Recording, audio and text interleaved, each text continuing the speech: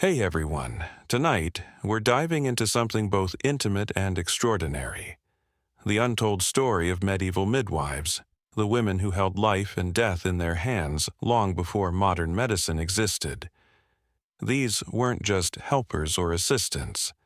They were the guardians of birth, the keepers of ancient knowledge, and often the difference between a mother living or dying.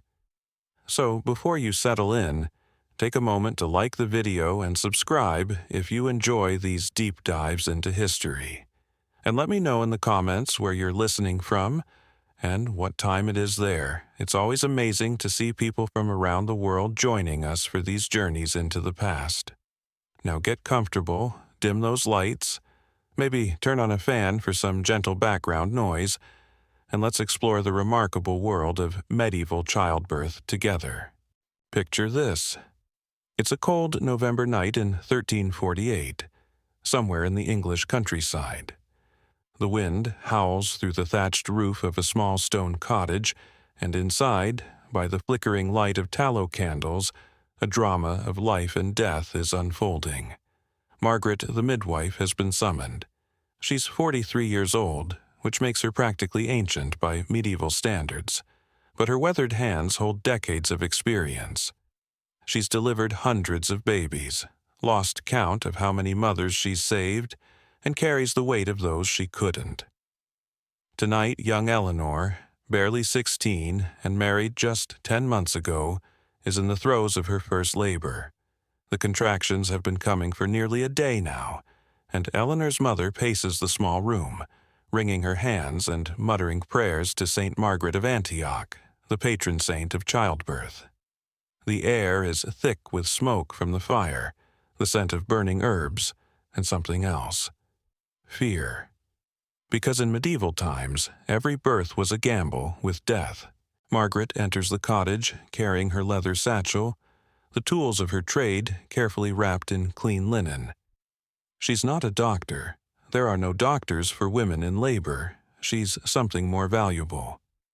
A keeper of women's wisdom passed down through generations of mothers, grandmothers, and experienced birthing attendants. Her knowledge comes not from books, most of which she cannot read anyway, but from countless nights like this one, where she's guided new life into the world or watched it slip away despite her best efforts. The medieval midwife occupied a unique position in society. She was both revered and feared, trusted with the most precious moments of life, yet often blamed when things went wrong. In a world where infant mortality claimed nearly half of all children before their 5th birthday, and where maternal death in childbirth was devastatingly common, the midwife stood as the final barrier between hope and heartbreak. She was part healer, part priest, part magician, weaving together practical knowledge with spiritual rituals and folk wisdom that stretched back centuries. Margaret approaches Eleanor, who is gripping her mother's hand so tightly that both women's knuckles have turned white. The young woman's face is flushed with fever and exhaustion, her dark hair plastered to her forehead with sweat. Margaret has seen this before. The long, difficult labors that tested both mother and baby to their limits. She places her experienced hands on Eleanor's swollen belly, feeling for the position of the child within. This touch, this assessment, is one of the midwife's most crucial skills. Without the benefit of modern medical imaging, she must rely entirely on her trained hands and intuition to understand what's happening inside the womb. The medieval understanding of childbirth was a fascinating blend of practical observation and mystical belief. Midwives knew that babies could present in different positions, and they had developed techniques for turning breech babies or helping with difficult deliveries. They understood the importance of cleanliness, though not in the modern sense of sterile environments. They knew that certain herbs could ease pain or speed labor, and they had rituals and prayers that provided comfort and hope during the darkest hours. Margaret's training began when she was just a girl, apprenticed to her own grandmother who had been the village midwife for over 30 years. She learned to identify the herbs that grew wild in the countryside, raspberry leaves to strengthen the womb, ergot from rye to speed contractions, willow bark to ease pain. She learned the prayers and chants that had been passed down for generations, words of power that were believed to ease suffering and call upon divine protection. Most importantly, she learned to read the signs of labor, to know when things were progressing normally and when intervention was needed. The medieval midwife's toolkit was surprisingly sophisticated for its time. In her leather satchel, Margaret carries clean linen cloths for wrapping the newborn, sharp iron knives for cutting the umbilical cord, and small bottles of oils and herbal preparations. She has a birthing stool, a curved wooden seat that allows women to labor in a squatting position, using gravity to help the baby descend. There are also less conventional items, blessed relics, perhaps a fragment of St. Margaret's robe or a piece of the True Cross, believed to provide divine protection during labor. Written charms and prayers, carefully copied by monks and kept wrapped in silk. These weren't superstition to the medieval mind. They were essential tools, as important as any physical implement. As the night wears on, Margaret guides Eleanor through the ancient rhythms of labor. She helps her walk around the small room when the pains are bearable, supporting her during the fierce contractions that double her over with their intensity. She prepares herbal teas to keep Eleanor's strength up, warm broths to nourish her body for the work ahead. Between contractions, she tells stories, shares the wisdom of generations, and offers the kind of emotional support that only another woman who has witnessed countless births can provide. The birthing chamber itself is carefully prepared according to traditions that stretch back centuries. The room has been blessed by the local priest, holy water sprinkled in the corners to ward off evil spirits that might harm mother or child. Protective symbols are drawn on the walls with chalk, ancient signs that predate Christianity but have been woven into medieval birthing practices. The fire burns constantly, not just for warmth, but to keep the darkness at bay. Light is life, and in the medieval mind, the forces of darkness are always waiting to claim the vulnerable. Other women from the village arrive as word spreads that Eleanor is in labor. This is another crucial aspect of medieval childbirth. It was never a solitary experience. Birth was a community event, supported by a network of women who understood the dangers and the joys of bringing new life into the world. Eleanor's aunt arrives with fresh bread and ale. A neighbor brings clean linens and offers to tend the fire. An older woman who has borne 7 children of her own comes to share her strength and experience. These women form a protective circle around the laboring mother, their presence both practical and spiritual. They take turns holding Eleanor's hands during contractions, rubbing her back, braiding her hair to keep it out of her face. They sing traditional birthing songs, ancient melodies that are said to ease pain and call the baby forth. They share their own birth stories, creating a tapestry of female experience that connects Eleanor to generations of mothers who have walked this path before her. Margaret watches and guides, her experienced eye constantly assessing Eleanor's condition. She knows the danger signs, the bleeding that signals trouble, the exhaustion that can claim both mother and child, the prolonged labors that sometimes require difficult decisions. Medieval midwives developed a remarkable ability to read the subtle signs of complications, often catching problems early enough to intervene successfully. They knew when to use their herbal remedies to speed labor, when to reposition a baby that wasn't descending properly, and when to prepare the family for the possibility of loss. As dawn approaches, Eleanor's labor intensifies. Margaret prepares the birthing stool, positioning it near the warmth of the fire. The other women gather close, their voices joining in prayer and encouragement. This is the moment that every medieval birth builds toward, the climactic struggle between life and death, hope and fear, the ancient power of creation and the ever-present shadow of mortality. The medieval midwife's role extended far beyond the physical act of delivery. She was a guardian of women's secrets, a keeper of knowledge that was passed down through generations of mothers and daughters. In a world where women had little formal education and few opportunities for independence, the midwife represented a rare form of female authority and expertise. She was one of the few women who could move freely through society, called upon by rich and poor alike, respected for her skills and feared for her power over life and death. Margaret has attended births in peasant hovels and noble castles, and she knows that while wealth might provide better food and warmer rooms, it offers no protection against the fundamental dangers of childbirth. She has watched queens die in labor and seen servant girls survive deliveries that should have killed them. Birth, she knows, is the great equalizer, reducing all women to the same primal struggle regardless of their station in life. The knowledge that Margaret carries is both practical and mystical, scientific and spiritual. She understands anatomy in ways that would surprise modern observers, knowing the signs of different presentations, the techniques for turning babies, the methods for stopping bleeding. But she also carries the weight of centuries of folklore, the accumulated wisdom of countless women who have faced these same challenges throughout history. As Eleanor's cries fill the small cottage and the other women murmur their ancient prayers, Margaret prepares for the final stage of labor. Her hands are steady, her mind focused on the task ahead. She has done this hundreds of times before, but each birth is unique, each mother and baby presenting their own challenges and mysteries.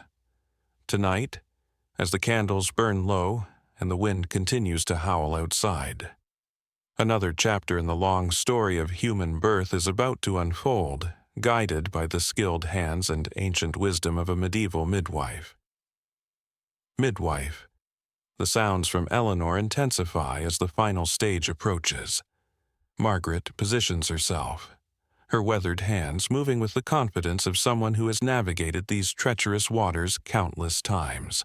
The other women form a protective semicircle, their voices weaving together in the ancient birthing chants that have echoed through countless delivery chambers across centuries. Margaret's knowledge extends beyond the immediate crisis unfolding before her. She understands the delicate timing of labor, knowing when to encourage Eleanor to push and when to tell her to rest and conserve her strength.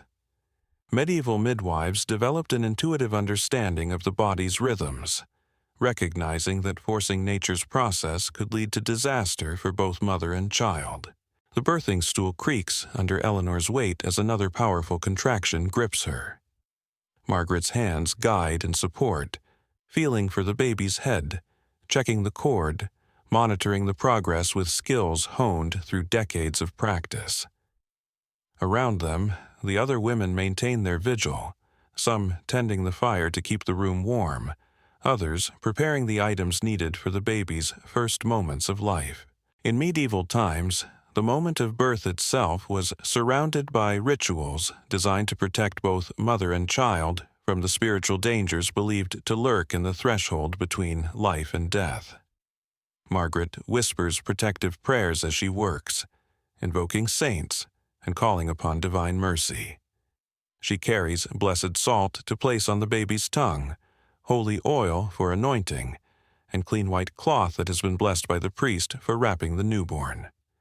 The medieval understanding of childbirth recognized it as a liminal moment, a crossing between worlds where the veil between the physical and spiritual realms was thinnest. This wasn't mere superstition, but a sophisticated worldview that acknowledged the profound mystery and danger of birth. Margaret and her fellow midwives were seen as guardians of this sacred threshold, women with the power to guide souls safely from one realm to another. Eleanor's labor reaches its crescendo as the baby's head crowns. Margaret's experienced hands cradle the emerging life, her voice steady and calming as she guides Eleanor through the final pushes. The room holds its collective breath as the shoulders emerge. Then suddenly, In a rush of fluid and relief, the baby slides into Margaret's waiting hands. The infant's first cry pierces the night air, and the tension that has gripped the room for hours finally releases. The women burst into tears and laughter, their voices rising in thanksgiving prayers. Margaret quickly checks the baby, a healthy girl with strong lungs and a robust cry. She clears the child's mouth and nose, ensuring the airways are open, then begins the ancient ritual of welcoming a new soul into the world. The afterbirth must still be delivered, and Margaret knows this stage carries its own dangers. Medieval midwives understood that retained placenta could kill a mother who had survived the birth itself. She massages Eleanor's belly, encouraging the final contractions that will expel the afterbirth. When it finally emerges, whole and intact, Margaret examines it carefully. The condition of the placenta tells her much about the health of both mother and baby, and she reads its signs like a text written in blood and tissue. With the birth complete, Margaret's work shifts to the crucial hours that follow. She bathes the baby in warm water mixed with salt and wine, checking carefully for any signs of deformity or illness. Medieval infant mortality was brutally high, and experienced midwives learned to spot the subtle signs that might indicate a baby's chances of survival. She wraps the child in the blessed linens, swaddling her tightly according to the beliefs of the time that proper binding would ensure straight limbs and good health.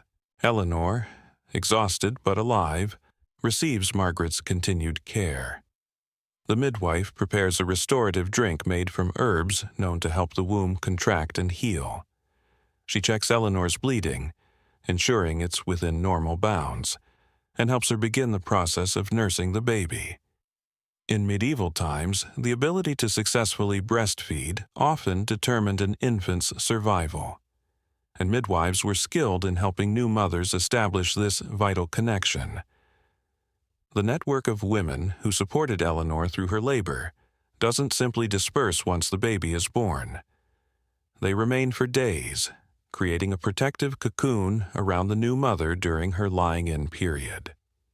This was a time of particular vulnerability, when infection, fever, or bleeding could still claim a woman's life. Margaret visits daily, monitoring Eleanor's recovery, checking the baby's progress, and providing the ongoing care that might mean the difference between life and death. Medieval midwifery involved far more than just attending births. These women served as the primary health care providers for female reproductive concerns throughout a woman's life. They helped young girls understand the changes in their bodies, assisted with difficult menstruation, provided remedies for infertility, and guided women through the challenges of multiple pregnancies. Their knowledge encompassed not just the mechanics of birth, but the entire spectrum of women's health in an era when such concerns were largely ignored by formal medicine. Margaret's reputation in the village rests on more than just her success rate, though that certainly matters in a world where word of mouth determines everything. She's known for her discretion, her kindness during the darkest hours, and her ability to provide hope even in seemingly hopeless situations. Medieval communities were small and tight-knit, and a midwife's character was as important as her skills. Women needed to trust her not just with their lives, but with their secrets, their fears, and their most vulnerable moments. The economic aspects of medieval midwifery created interesting dynamics within communities. Midwives were typically paid for their services, though often in goods rather than coin. Eleanor's family might compensate Margaret with grain, cloth, or perhaps a young goat. Wealthier families paid better, but midwives were generally expected to attend all births regardless of the family's ability to pay. This created a complex web of obligations and relationships that bound communities together. Training new midwives was an informal but crucial process. Young women who showed aptitude and interest would gradually be brought into the circle of knowledge. Margaret has been quietly observing Eleanor's cousin, a clever girl of 15, who has assisted at several births, and shown both the steady nerves and compassionate nature required for the work. The transmission of midwifery knowledge was entirely oral and experiential, passed from one generation to the next through careful observation and hands-on practice. The dangers faced by medieval midwives extended beyond the medical risks of complicated births. In times of high infant or maternal mortality, communities sometimes turned on the women who attended births, blaming them for outcomes beyond their control. Accusations of witchcraft were a constant threat, particularly for midwives whose success rates were either suspiciously high or devastatingly low. Margaret has lived through periods when fear gripped the village, when whispers about dark magic and devil's bargains made her work not just difficult but dangerous. Religious authorities maintained a complex relationship with midwives throughout the medieval period. On one hand, the Church recognized the necessity of their work and the Christian duty to preserve life. On the other hand, the independent nature of midwifery, its connection to women's mysteries, and its reliance on traditional knowledge that predated Christianity made church officials nervous. Margaret navigates these tensions carefully, ensuring that her practices align with church teachings while preserving the ancient wisdom that makes her effective. The seasonal nature of medieval life affected midwifery in ways modern people might not consider. Winter births were particularly dangerous, not just because of the cold, but because nutritional deficiencies from months of poor diet weakened both mothers and babies. Spring brought its own challenges as communities emerged from winter often on the edge of starvation. Summer and fall births had better survival rates, but even then, the constant specter of disease, accident, and malnutrition made every pregnancy a precarious journey. Eleanor's recovery progresses well under Margaret's watchful care. The new mother has avoided the fevers that claim so many women in the days following birth, and the baby thrives at her breast. But Margaret knows that the first year of life remains treacherous. She'll continue to monitor both mother and child, providing guidance on feeding, recognizing signs of illness, and navigating the countless small crises that arise in caring for an infant in a world without modern conveniences. The baby's baptism, which will take place within days of the birth, represents another crucial moment in medieval infant care. Margaret works with the family to ensure the child is healthy enough for the ceremony, understanding that unbaptized babies who die cannot enter heaven according to church doctrine. This adds another layer of urgency to her care, making the first weeks of life not just a medical concern, but a spiritual one as well. As Margaret packs her tools and prepares to leave Eleanor's cottage, she reflects on another successful birth in a career filled with both triumphs and heartbreaks. Tomorrow might bring another call, another woman in labor, another chance to stand between life and death with nothing but her experience, her knowledge, and her steady hands. The work is never finished, the need never ends, and somewhere in the village another woman is probably beginning to feel the first pangs that will summon Margaret once again into the ancient dance between hope and fear that defines medieval childbirth. To birth. The medieval midwife's relationship with herbal medicine formed the backbone of her practice, a sophisticated pharmacology passed down through generations of women who understood plants in ways that would astound modern herbalists. Margaret's knowledge of healing plants began in childhood, when her grandmother taught her to recognize the subtle differences between beneficial herbs and their poisonous cousins. She learned to harvest at specific times of day and seasons, understanding that a plant's potency could vary dramatically depending on when it was gathered. In her cottage, Margaret maintains a carefully organized collection of dried herbs, roots, and prepared remedies. Pennyroyal for encouraging delayed menstruation, though she knows its dangers and uses it sparingly. Motherwort for calming anxious mothers and easing after-birth pains. Shepherd's purse for controlling bleeding, a remedy so effective that Margaret considers it more valuable than silver. Each herb has its purpose, its proper preparation, and its appropriate dosage, knowledge that represents centuries of trial, error, and careful observation. The preparation of these remedies requires skills that extend far beyond simple herb gathering. Margaret knows how to create tinctures by soaking plants in wine or ale, extracting their healing properties over days or weeks.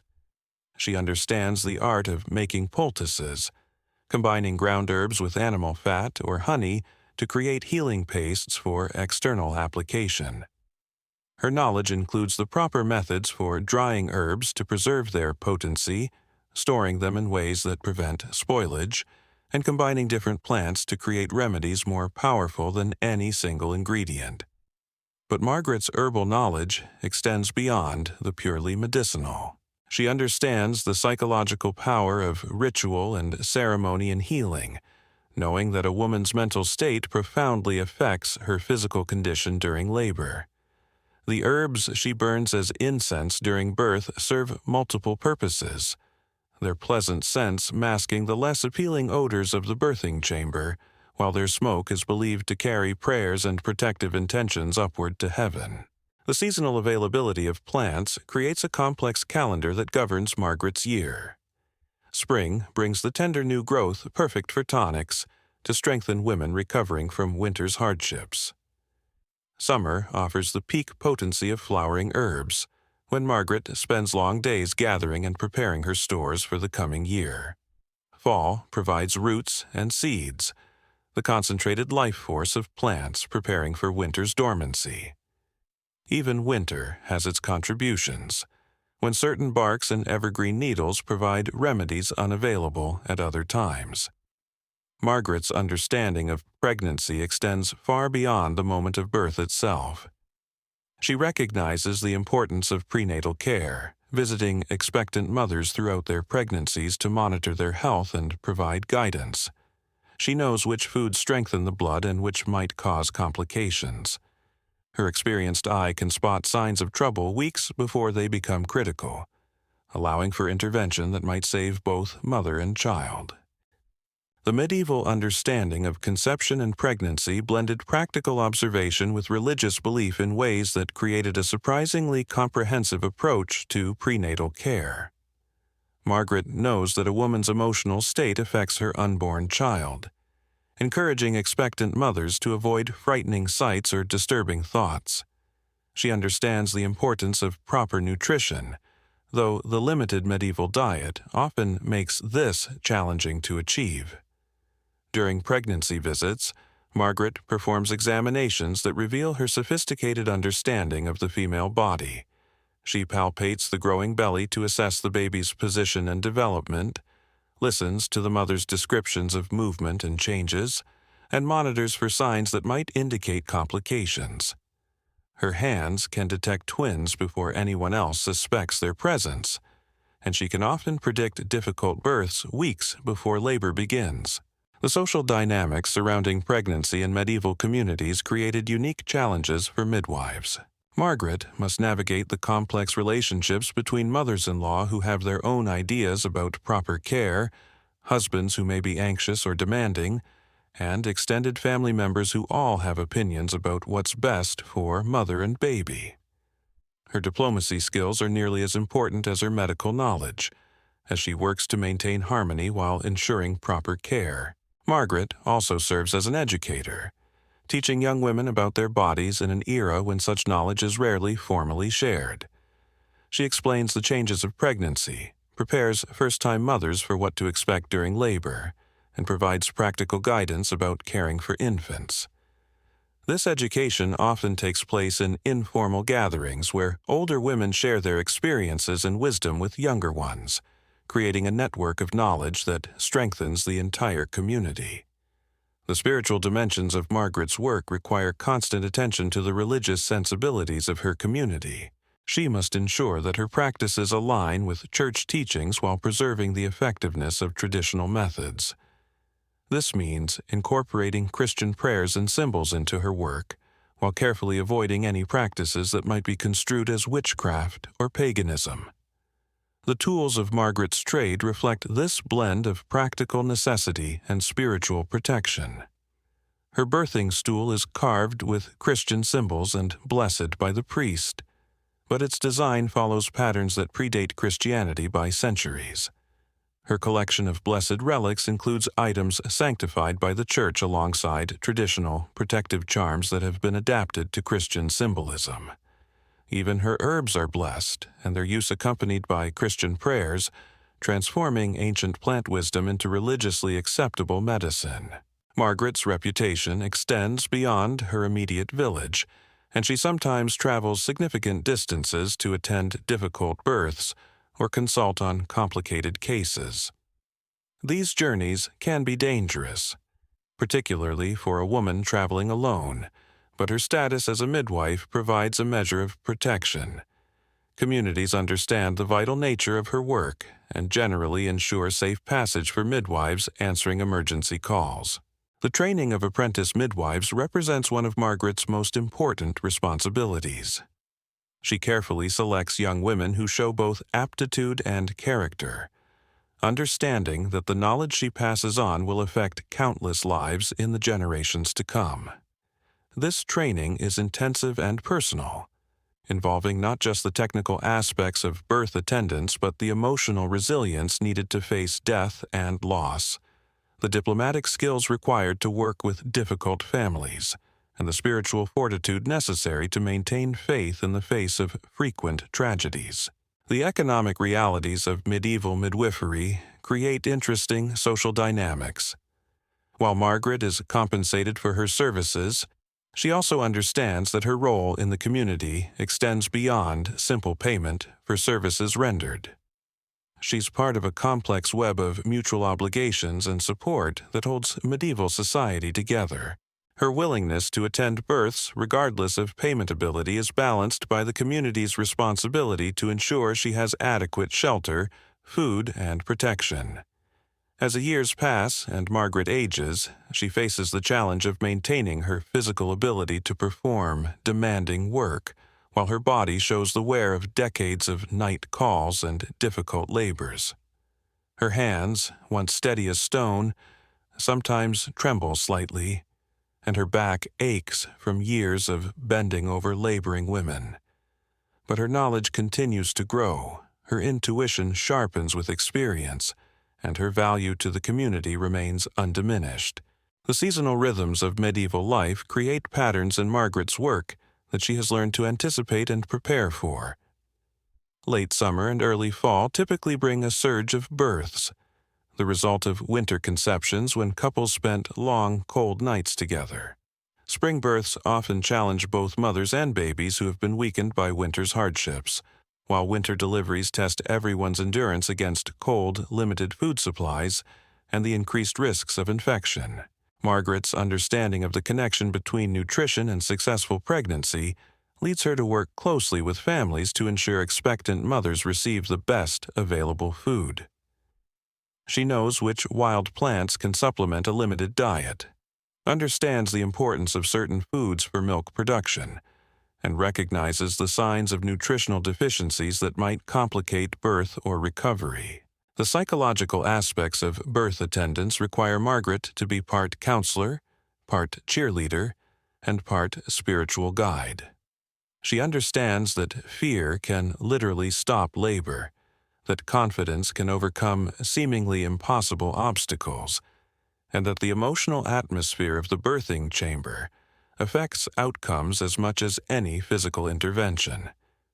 Her presence alone often calms anxious mothers, her voice providing reassurance during the darkest hours of difficult labors. Margaret's knowledge of infant care extends well beyond the immediate postpartum period. She understands the importance of proper swaddling techniques, knows which signs indicate serious illness in newborns, and can often predict which babies will thrive and which may struggle.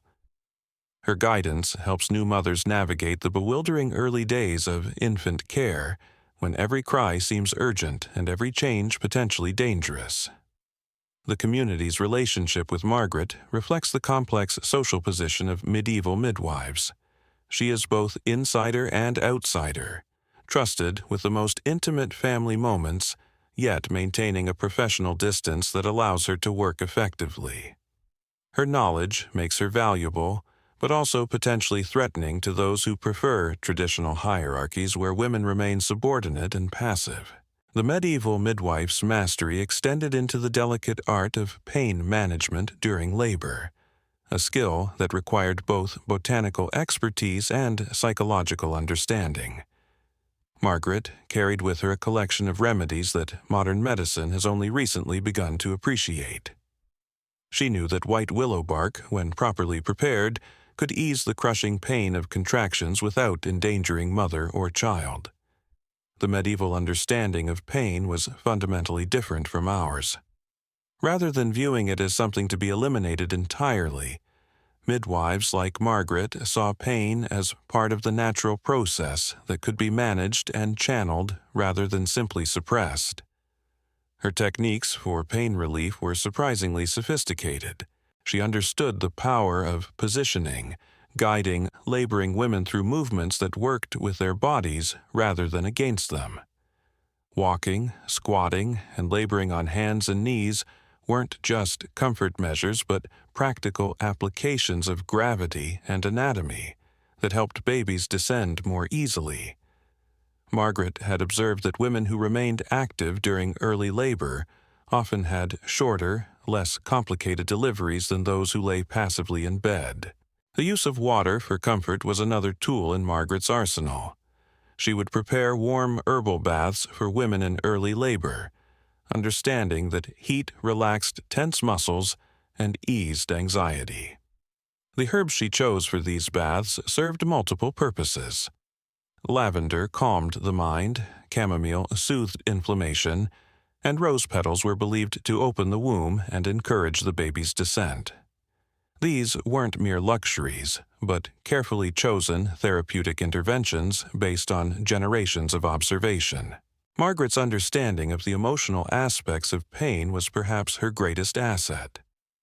She recognized that fear intensified suffering, while confidence and support could dramatically reduce it.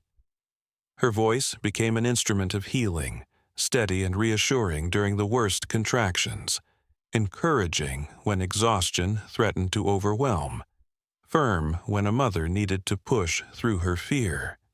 She knew stories, songs, and prayers that could transport a laboring woman's mind away from immediate suffering, providing mental refuge during the storm of birth. The breathing techniques Margaret taught weren't formally codified like modern methods, but they were equally effective. She guided women through the natural rhythms of breath that accompanied labor, showing them how to breathe through pain rather than fighting against it. Her experienced ear could detect when breathing became panicked or ineffective, and she knew how to restore the calm, steady rhythm that helped both mother and baby through the ordeal. Margaret's knowledge of positioning extended beyond simple comfort to actual medical intervention. She understood that babies could become stuck or positioned incorrectly, and she had techniques for encouraging them to turn or descend. Her hands could guide a baby's head through the birth canal, support the perineum to prevent tearing, and assist with shoulder dystocia when babies became lodged during delivery. These interventions required extraordinary skill and judgment, as too much force could cause injury, while too little might mean losing both mother and child. The medieval understanding of the stages of labor was remarkably accurate for its time. Margaret could read the subtle signs that indicated labor's progression, knowing when to encourage action and when to counsel patience. She understood that rushing the process often led to complications, while allowing labor to stall could be equally dangerous. Her timing was crucial, knowing precisely when to administer herbs that would strengthen contractions, or when to use techniques that would slow them down. The role of the birthing environment in successful labor was something medieval midwives understood instinctively. Margaret ensured that the space felt safe and sacred, removing potential sources of anxiety or distraction. She controlled who could be present, understanding that too many people could make a laboring woman self-conscious and tense, while too few might leave her feeling abandoned and afraid. The right balance of support and privacy was essential for labor to progress naturally. Margaret's relationship with death was perhaps the most challenging aspect of her profession. In an era when maternal and infant mortality rates were devastatingly high, she had learned to recognize when her efforts might not be enough. The signs were subtle but unmistakable to her experienced eye. A mother's skin taking on a grayish pallor, bleeding that couldn't be controlled, a baby's heart rate that faltered and failed to recover. In these moments, her role shifted from healer to comforter, helping families face loss with dignity and grace. The psychological preparation for potential loss was something Margaret built into her practice from the very beginning. She never promised outcomes she couldn't guarantee, helping families understand the risks while maintaining hope. Her honesty about dangers actually increased trust, as people knew she wouldn't give false reassurances or minimize real concerns.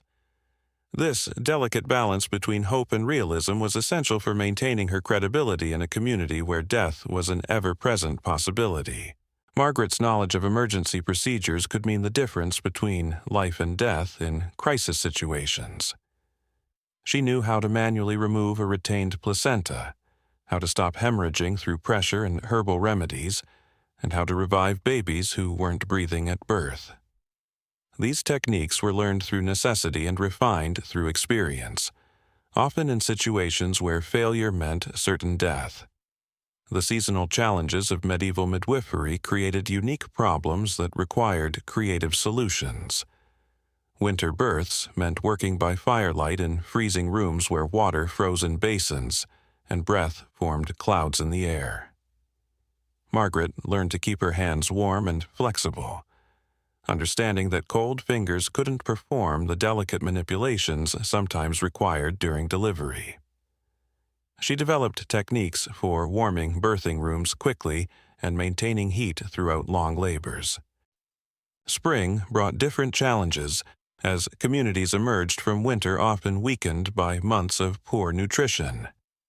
Mothers who hadn't eaten well during pregnancy were more likely to have complications, and babies born to malnourished mothers faced higher risks of death or disability.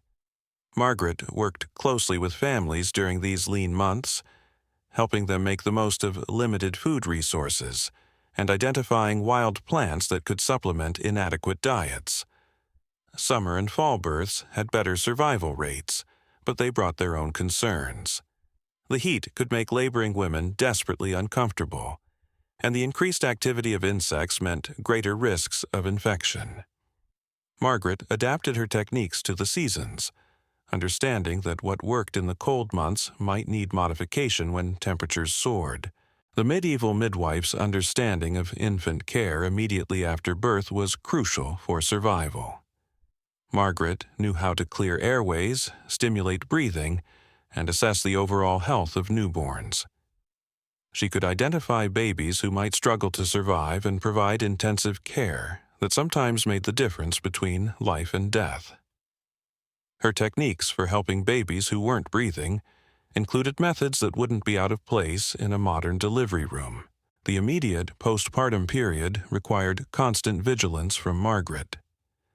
She monitored new mothers for signs of infection, excessive bleeding, or other complications that could develop in the hours and days following birth. Her understanding of normal versus abnormal recovery helped her identify problems early, when intervention might still be effective. She knew which warning signs required immediate action and which could be managed with careful watching and supportive care. Margaret's role in establishing breastfeeding was critical in an era when successful nursing often determined infant survival. She understood the anatomy and physiology of lactation in ways that allowed her to solve common problems that might otherwise prevent successful breastfeeding. Her techniques for helping babies latch properly, addressing nipple soreness, and increasing milk supply were based on practical experience and careful observation of what worked.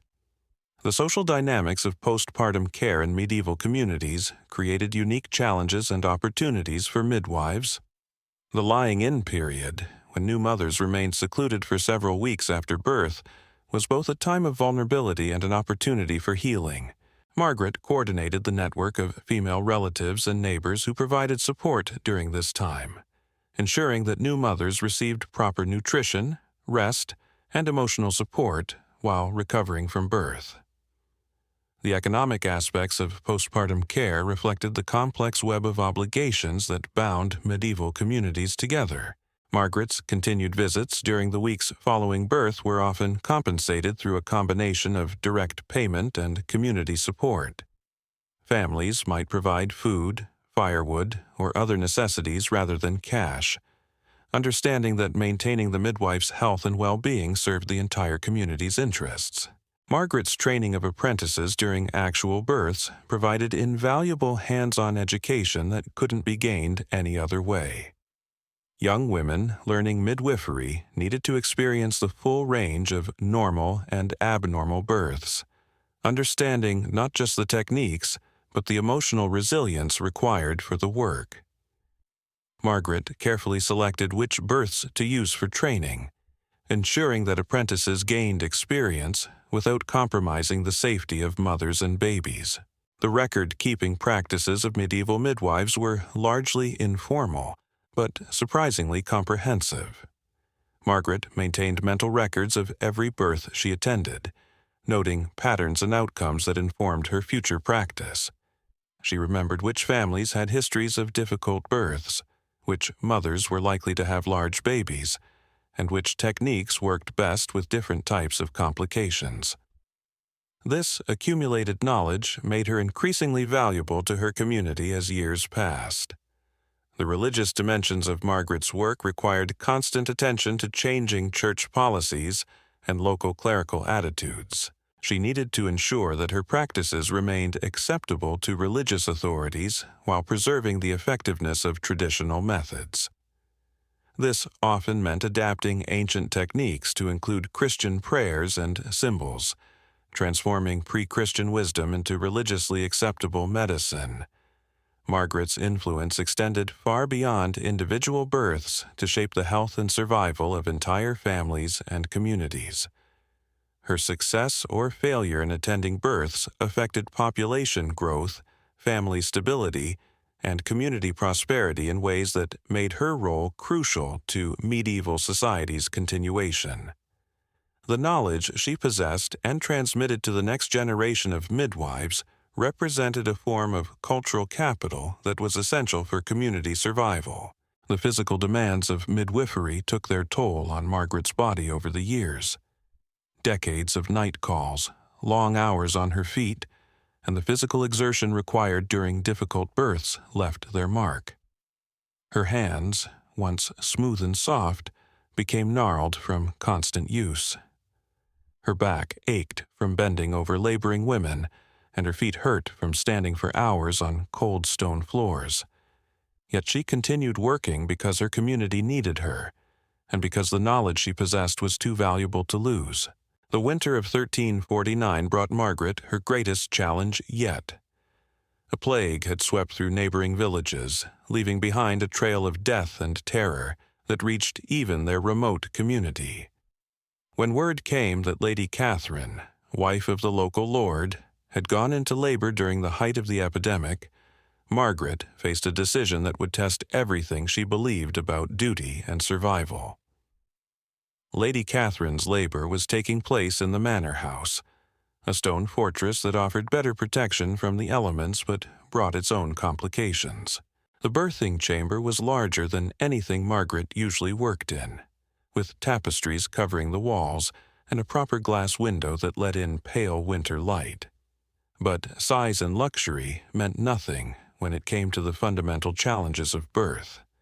And Margaret quickly realized that this delivery would be unlike any other she had attended. The lady had been in labor for nearly 2 days, her strength ebbing with each hour that passed. Her attendants, noble ladies from nearby estates, fluttered around the room like anxious birds, their fine clothes and delicate manners offering little practical help during the crisis unfolding before them. Margaret assessed the situation with her practiced eye, noting the telltale signs that suggested complications ahead. The baby was positioned incorrectly, she realized after her examination. Instead of the normal head-down presentation, this child was trying to enter the world feet first, a breech presentation that dramatically increased the dangers for both mother and infant. In her years of practice, Margaret had successfully delivered breech babies before, but it required every skill she possessed and carried risks that made her stomach clench with worry. Medieval understanding of breech presentations was limited, but not non-existent. Midwives, like Margaret, had developed techniques through trial and error, learning to work with the baby's positioning rather than against it. She knew that patience was crucial, that rushing could tear the mother or trap the baby, leading to death for both. Her hands had to become extensions of her will, guiding the infant through the narrow passage with precise pressure and timing. The noble ladies watching the proceedings whispered among themselves, their anxiety filling the room like smoke from a poorly tended fire. Margaret could hear their concerns about calling for a physician, their doubts about trusting such an important birth to a mere village woman. But she had learned long ago to block out such distractions, focusing entirely on the laboring mother and the child struggling to be born. Lady Catherine, despite her noble birth and pampered upbringing, proved to have remarkable strength and determination. Margaret coached her through each contraction, explaining what was happening and what she needed to do to help her baby. The medieval belief that a mother's cooperation was essential for successful birth proved its wisdom as Lady Catherine worked with Margaret rather than simply enduring her labor passively. The techniques Margaret employed for the breech delivery had been passed down through generations of midwives, refined through countless difficult births. She knew how to support the baby's body as it emerged, how to prevent the cord from being compressed, and how to help the head navigate the birth canal safely. Her hands moved with sure precision, every motion calculated to minimize trauma while encouraging progress. As night fell on the second day of labor, Margaret made the crucial decision to use her most potent herbal remedy to strengthen the contractions. The ergot she carried was dangerous if used incorrectly, but in skilled hands it could provide the extra force needed to complete a difficult delivery. She prepared the dose carefully, understanding that too much could cause the womb to rupture, while too little might not provide the help that mother and baby desperately needed. The herb took effect gradually, and Margaret felt the change in Lady Catherine's contractions immediately. They became stronger, more coordinated, working with the techniques Margaret was using to guide the baby through its difficult journey. She could feel the infant responding, its body shifting slightly as it found the optimal position for birth. The moment when the baby's feet first appeared marked a critical juncture in the delivery. Margaret's hands cradled the tiny limbs, supporting them while allowing the natural process to continue. She had learned through experience that interfering too much at this stage could cause the baby to become stuck, but failing to provide adequate support could result in injury to delicate bones and joints. Medieval midwives understood that breech babies often took longer to breathe after birth, and Margaret prepared for this possibility. She had techniques for stimulating breathing that involved gentle pressure on the chest, clearing the airway, and sometimes using herbal preparations to encourage the first vital breath. The moments after a difficult birth were often as dangerous as the delivery itself. Lady Catherine's noble status brought additional pressures that Margaret rarely faced in her usual practice.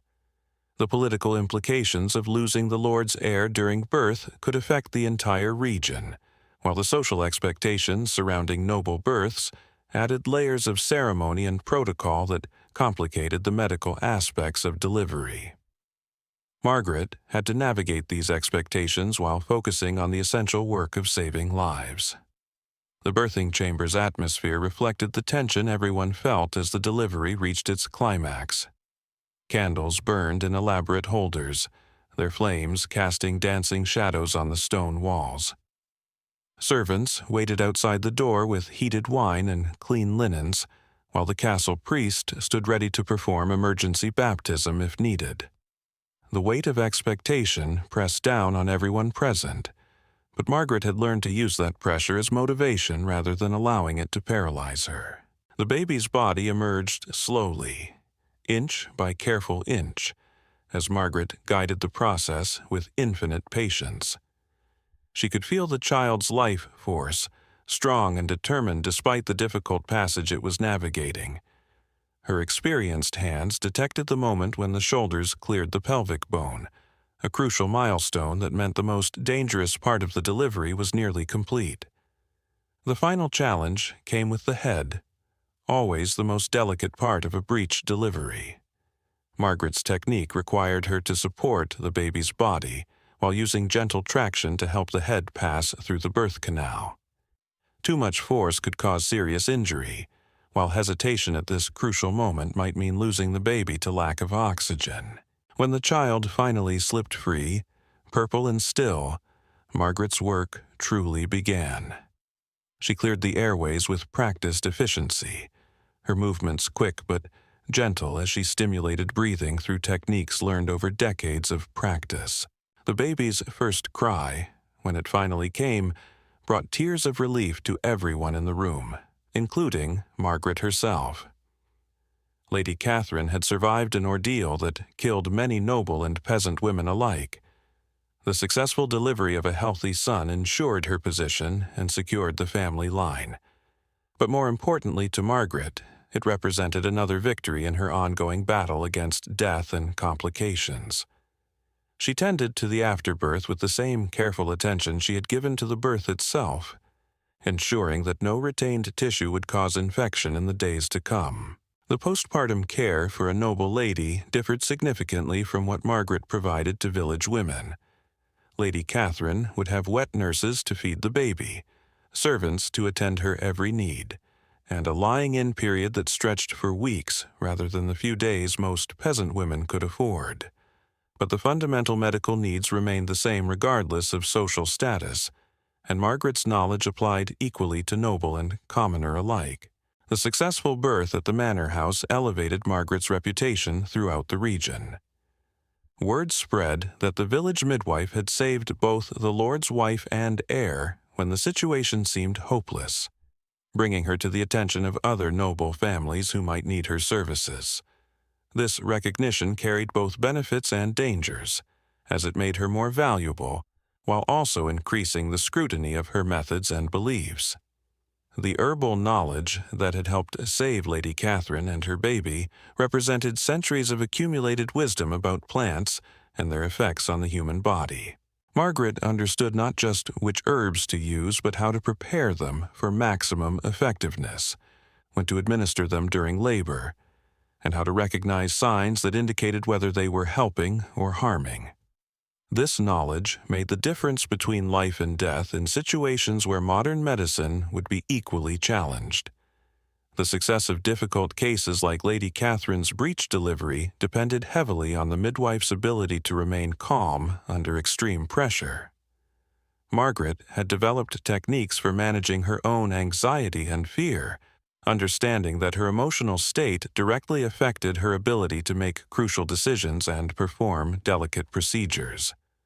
Her steady presence during crisis became a source of strength for laboring mothers and their families.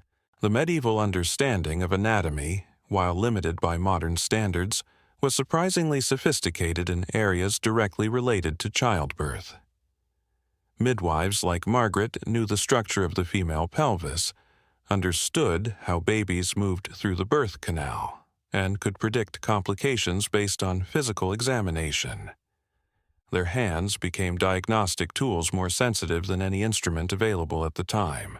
The social implications of Margaret's growing reputation created new challenges in her practice.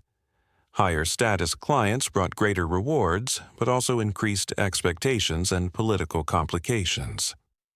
A successful birth might earn her valuable gifts and protection, while a poor outcome could result in accusations of incompetence or worse. She learned to navigate these treacherous waters while maintaining focus on her primary mission of preserving life. The training opportunities provided by difficult cases like breech deliveries were invaluable for apprentice midwives. Margaret carefully selected which students could observe such procedures, understanding that the knowledge gained from watching complicated births was essential for developing truly skilled practitioners. However, she also recognized that witnessing traumatic outcomes could damage young women who weren't emotionally prepared for the harsh realities of medieval medicine. The relationship between midwives and the formal medical establishment remained complex throughout the medieval period. While physicians generally avoided obstetrics, considering it beneath their dignity, they sometimes questioned midwives' methods or attempted to regulate their practice. Margaret had learned to work within these constraints while preserving the independence necessary for effective practice. The seasonal patterns of birth complications followed predictable cycles that experienced midwives learned to anticipate.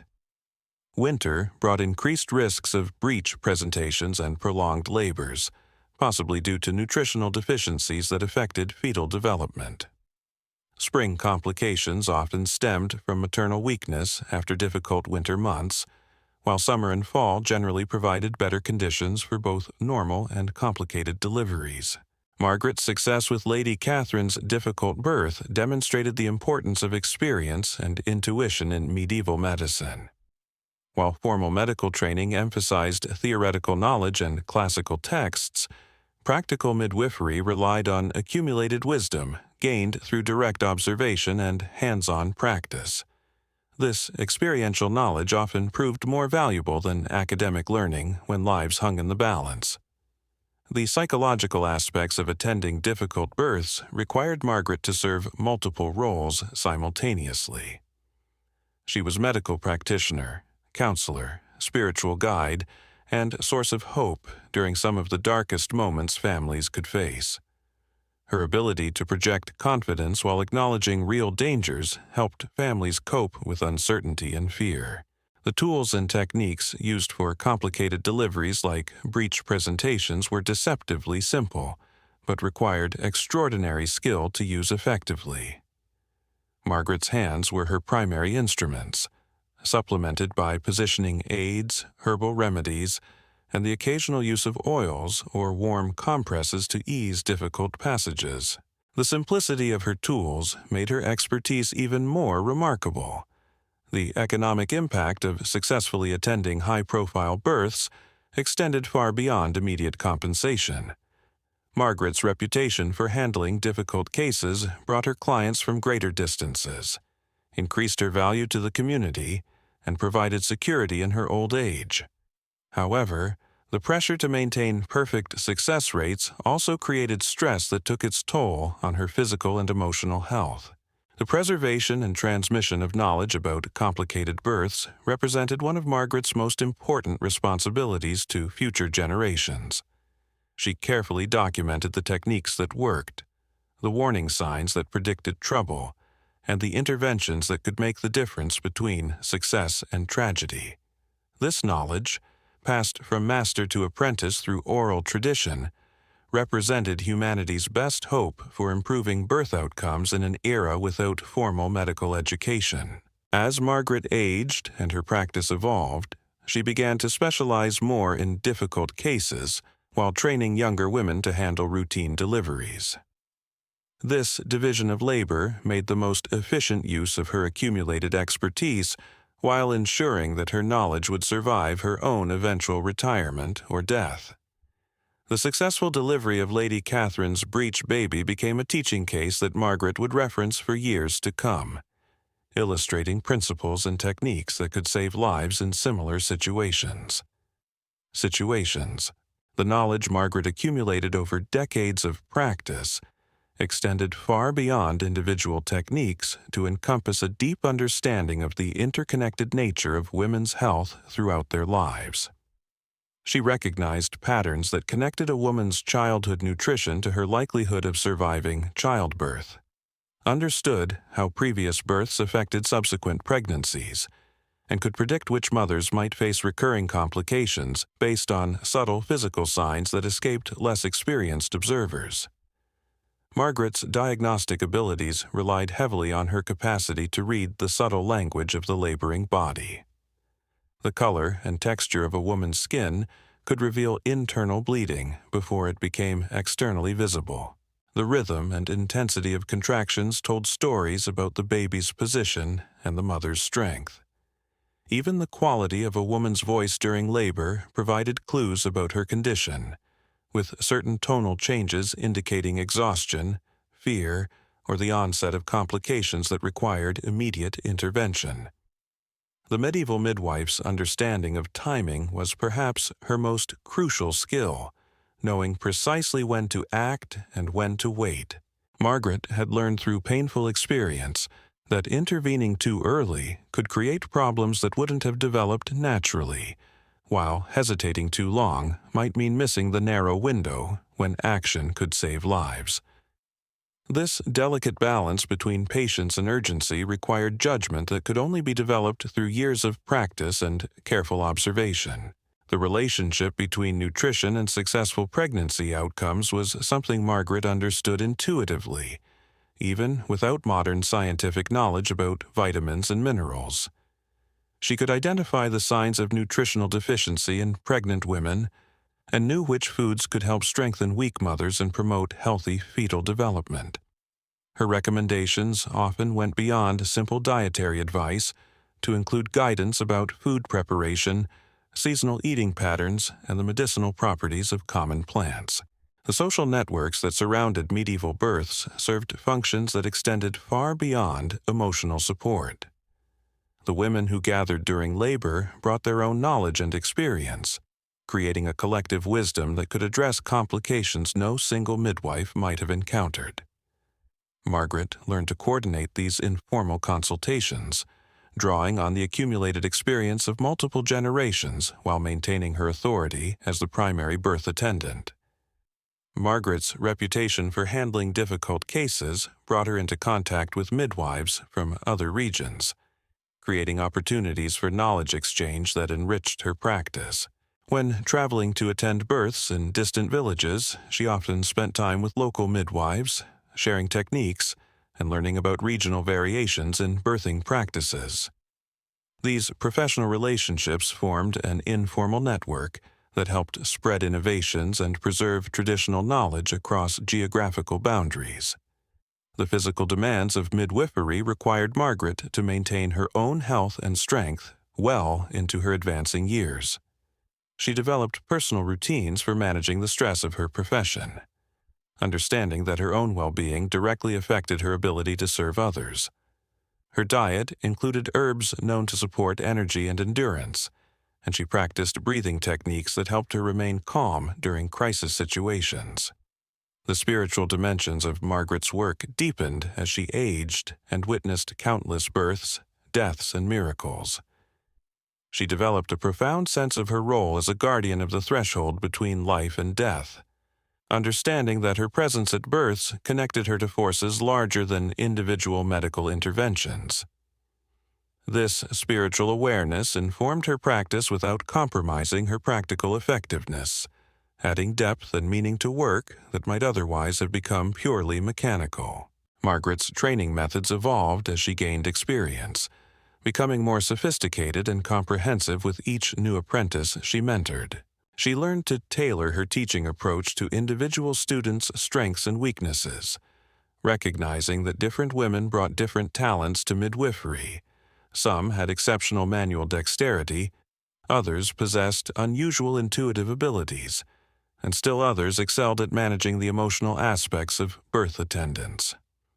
The record-keeping practices Margaret developed helped her track patterns and outcomes that might otherwise have been lost to memory.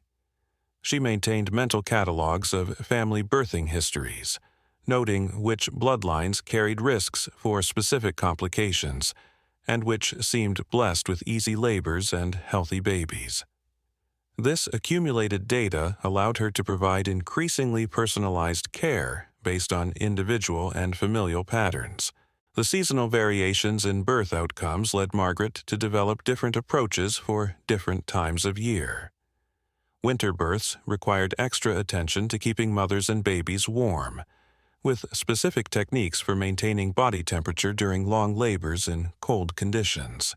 Spring births often involved mothers weakened by winter's hardships, requiring careful attention to nutrition and strength-building measures during the critical postpartum period.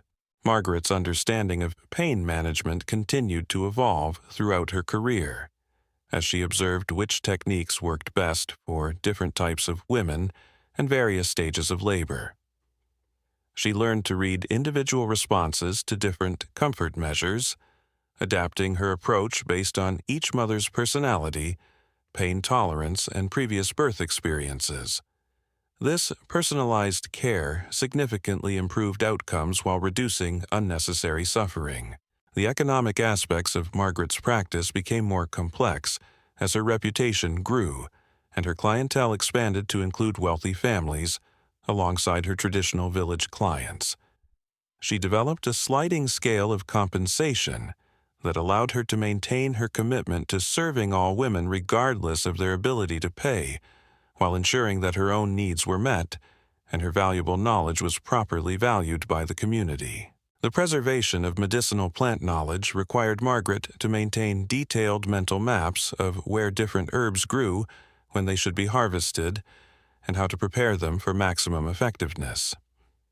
She passed this botanical wisdom to her apprentices through hands-on fieldwork, teaching them to identify plants in all stages of growth and to understand the subtle environmental factors that affected their potency.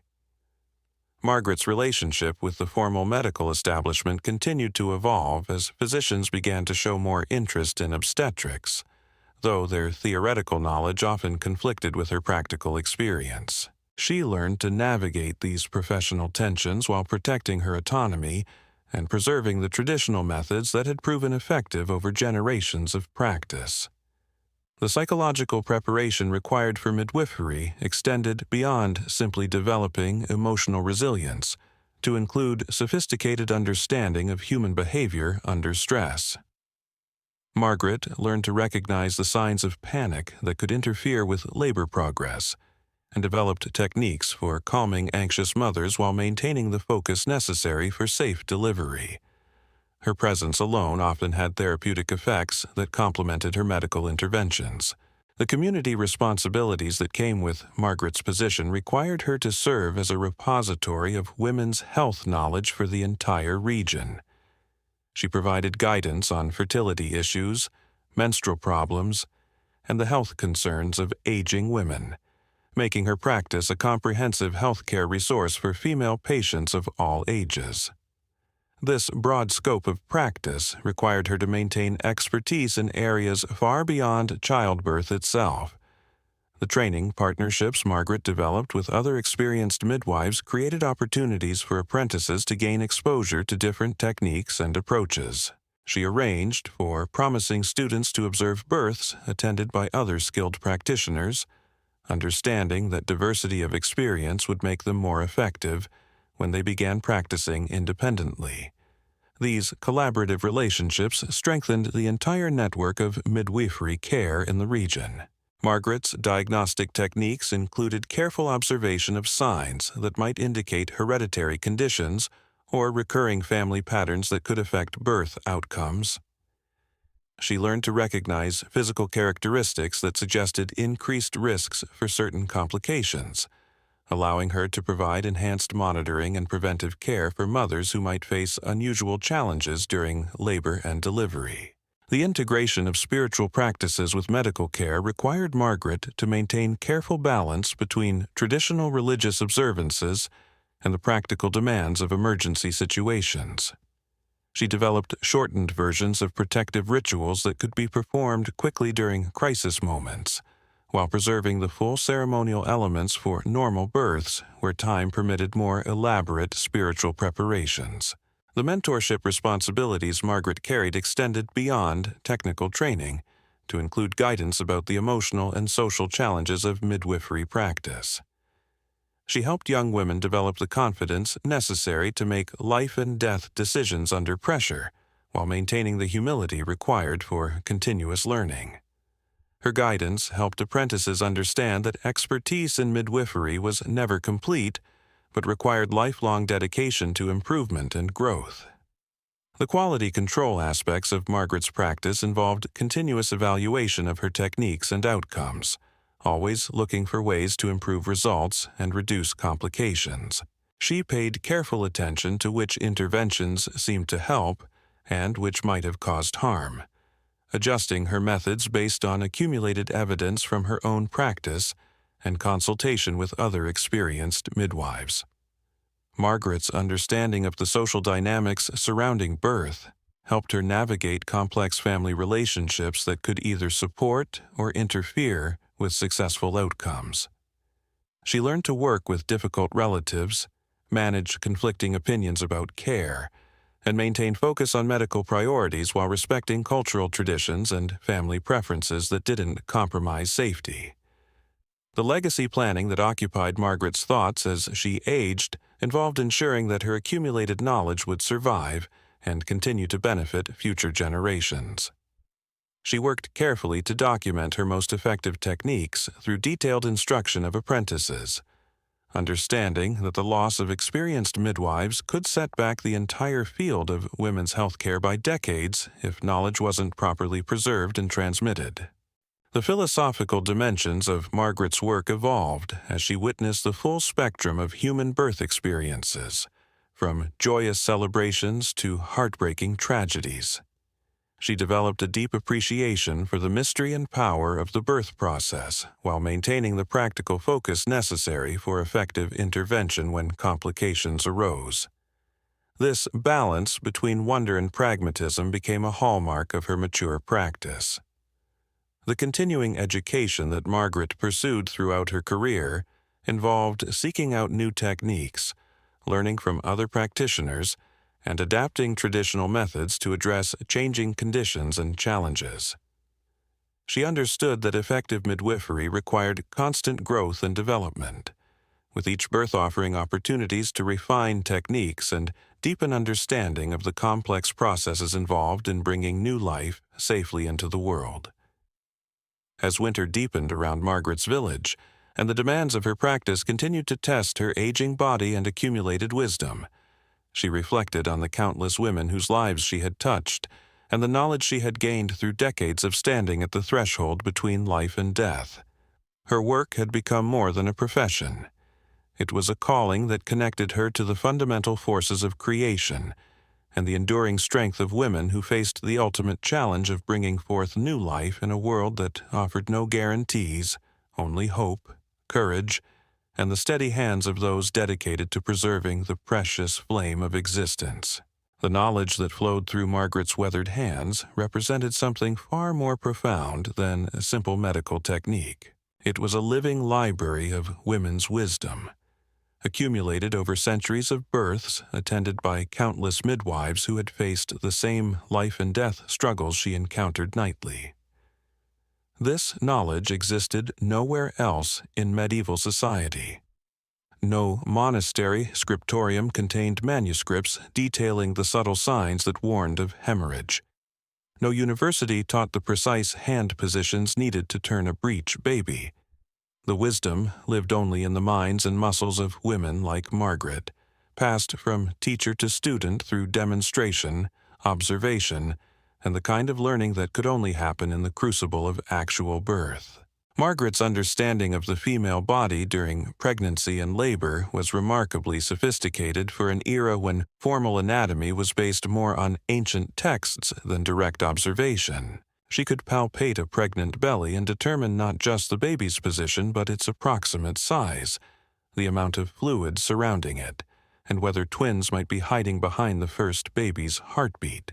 Her fingers could detect the subtle changes in cervical texture that indicated labor's approach days before the first contraction began. This diagnostic ability came from examining thousands of women over decades of practice, each case adding to her mental catalog of normal and abnormal findings. The herbal pharmacy that Margaret maintained represented one of the most sophisticated medical resources available in medieval Europe. Her collection included plants gathered from forests, meadows, and carefully tended gardens, each harvested at the optimal time for maximum potency. She knew that the same plant could serve different purposes depending on how it was prepared.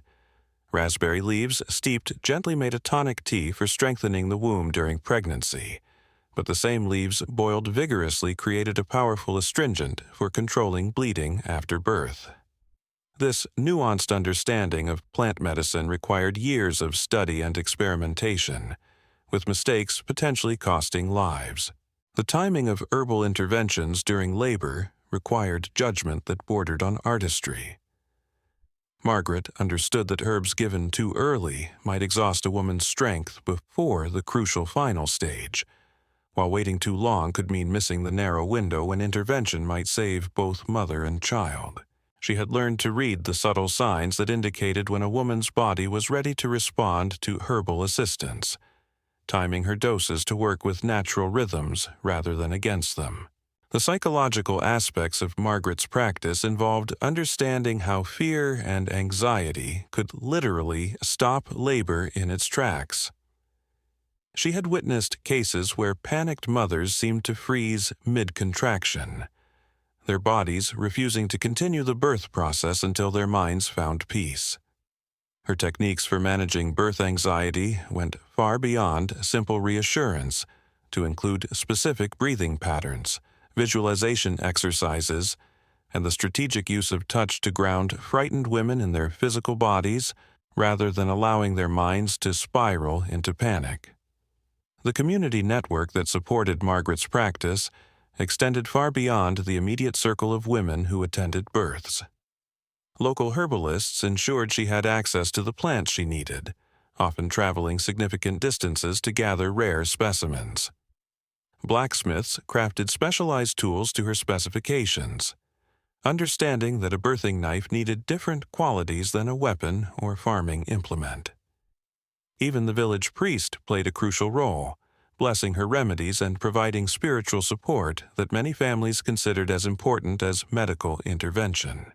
Margaret's relationship with death had evolved over decades of practice, from fear and frustration to a kind of resigned acceptance that allowed her to remain functional even in the face of tragedy.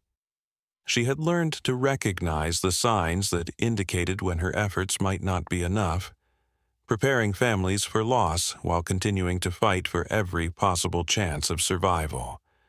This delicate balance between hope and realism required enormous emotional strength and the ability to remain present with grieving families even when she blamed herself for outcomes beyond her control. The seasonal challenges of medieval pregnancy and birth created cycles that Margaret had learned to anticipate and prepare for throughout the year. Winter conceptions often resulted in fall births when mothers were strengthened by summer's abundance but faced the approaching scarcity of winter. Spring births challenged both mothers and babies who had survived winter's deprivations but were weakened by months of inadequate nutrition. Each season brought its own risks and required different approaches to maximize the chances of successful outcomes. The education of apprentice midwives required Margaret to break down complex, intuitive processes into teachable components without losing the subtle understanding that made the difference between adequate and exceptional care. She had to find ways to communicate knowledge that lived in her hands and instincts, translating physical sensations and emotional insights into words that could guide less experienced practitioners. This teaching process often proved as challenging as attending difficult births, requiring patience and creativity to help students develop their own intuitive abilities. Margaret's diagnostic techniques included careful observation of signs that might seem unrelated to childbirth, but actually provided crucial information about a woman's overall health and her likely birth experience. The condition of hair and fingernails could reveal nutritional deficiencies that might complicate labor. Skin tone and the appearance of the eyes provided clues about blood loss or infection. Even the way a woman walked or held her body could indicate problems with the baby's position or the mother's pelvic structure. The preservation techniques Margaret used for her herbal medicines ensured that she had access to healing plants throughout the year, not just during their natural growing seasons. She knew which parts of each plant contained the most active compounds, how to dry them properly to maintain potency, and how to store them to prevent spoilage or contamination. Her cottage contained carefully labeled bundles of roots, leaves, and flowers, each prepared according to traditional methods refined through generations of trial and error.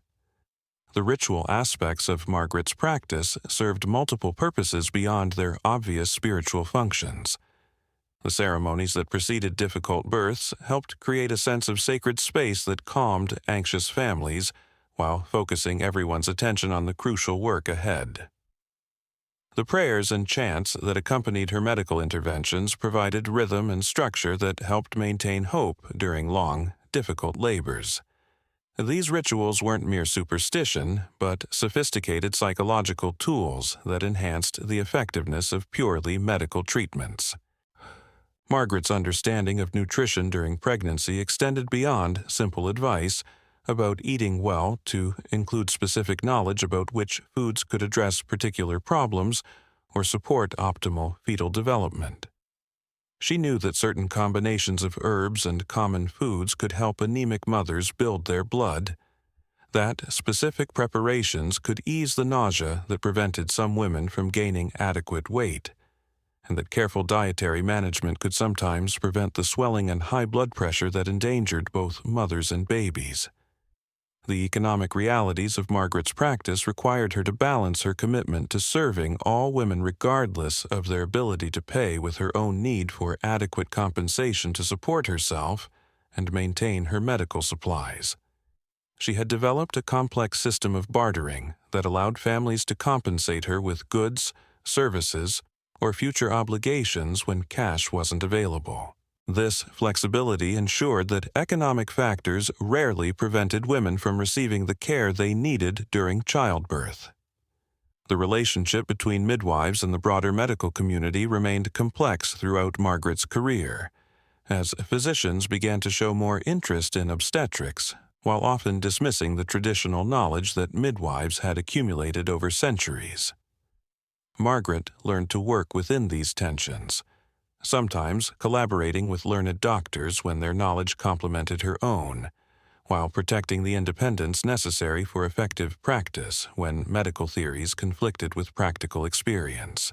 Margaret's techniques for managing pain during labor included both physical interventions and psychological approaches that helped women work with their bodies rather than fighting against the birth process. She understood that certain positions could dramatically reduce discomfort while actually speeding labor, that specific breathing patterns could help women ride the waves of contractions rather than being overwhelmed by them, and that the right kind of touch could provide comfort and strength during the most difficult moments. The quality of Margaret's care was evident not just in her success rates, but in the experiences of the women she served.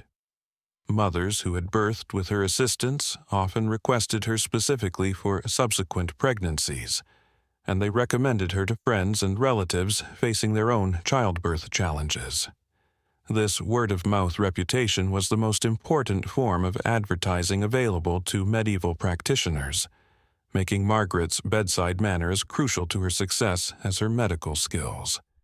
The specialized tools that Margaret used for difficult deliveries were simple, but required considerable skill to use effectively and safely.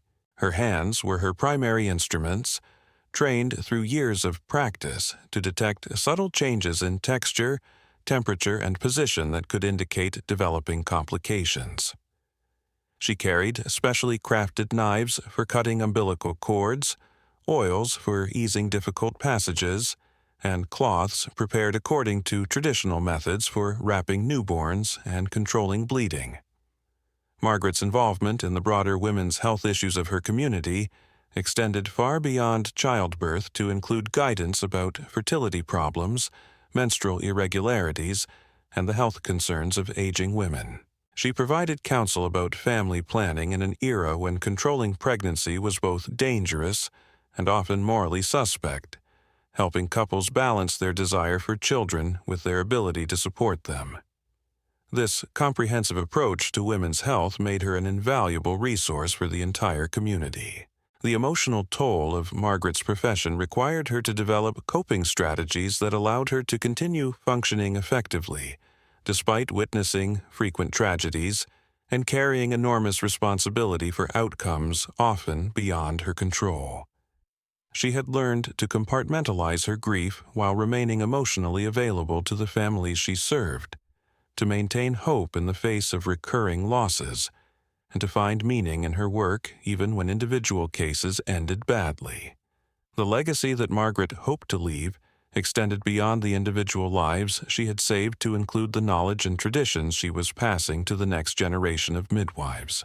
She understood that her accumulated wisdom would die with her unless she successfully transmitted it to capable students who could carry the tradition forward. This responsibility weighed heavily on her as she aged, motivating her to seek out promising apprentices and invest heavily in their training despite the time and energy it required. Margaret's practice had evolved over decades, from a collection of traditional techniques she had learned from her teachers to a personalized approach that incorporated innovations based on her own observations and experiences. She had modified ancient methods to address specific problems she encountered repeatedly, developed new combinations of herbs that proved more effective than traditional formulations, and created techniques for managing complications that weren't adequately addressed by conventional wisdom. The social position that Margaret occupied in her community was both powerful and precarious, respected for her essential skills but potentially vulnerable to accusations of witchcraft or heresy if political winds shifted or if she became associated with too many bad outcomes. She had learned to navigate these dangers carefully, maintaining strong relationships with religious authorities while preserving the independence necessary for effective practice. As Margaret reflected on her long career and the countless women whose lives she had touched, she recognized that her work had connected her to something larger than individual medical practice.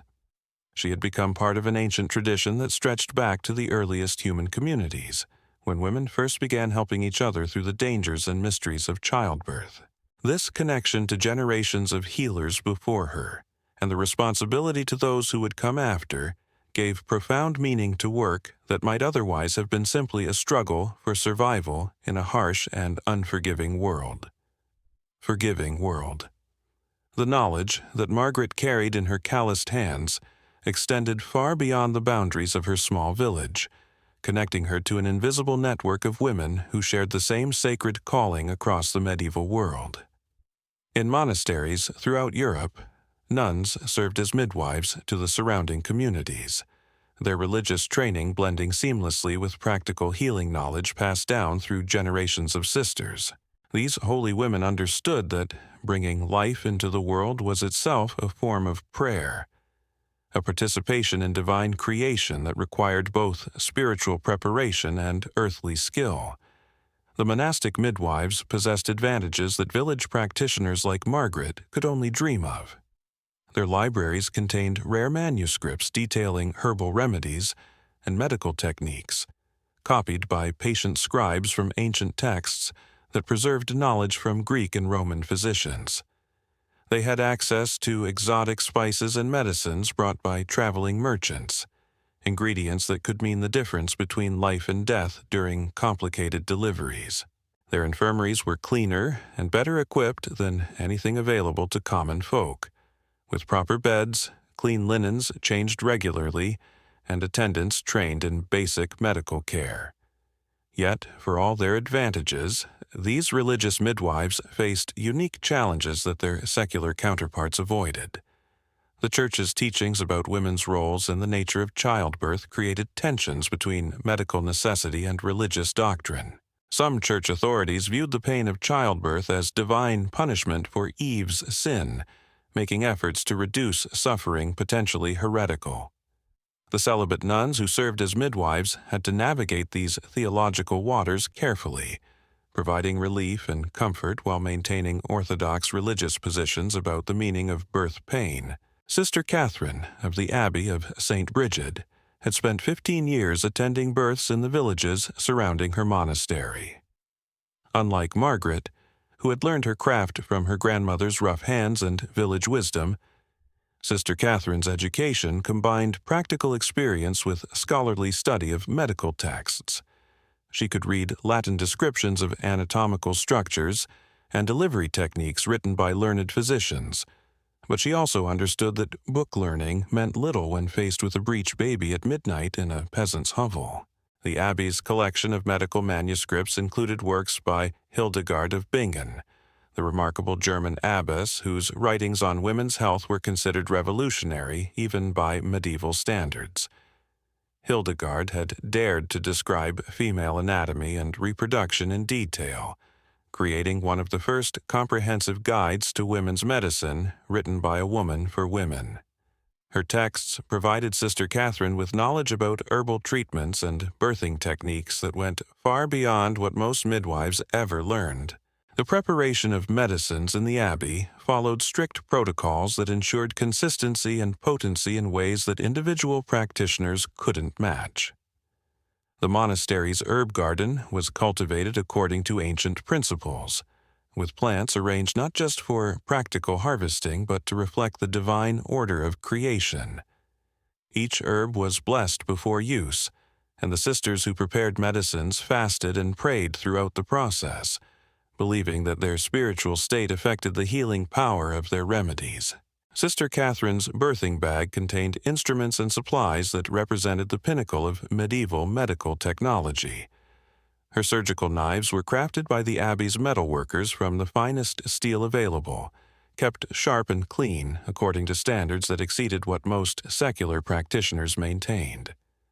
She carried silk threads for suturing, imported at enormous expense from distant lands, understanding that the quality of materials used during birth could affect healing and reduce the risk of infection. The Abbey's approach to difficult births reflected a sophisticated understanding of anatomy and physiology that was rare in medieval Europe. The sisters had access to texts that described the structure of the female pelvis, the stages of labor, and the various presentations that babies might assume during delivery. This theoretical knowledge, combined with practical experience, allowed them to make informed decisions about when to intervene and when to allow nature to take its course. The spiritual dimensions of birth attendance took on special significance in the monastic setting, where every aspect of life was viewed through the lens of divine purpose.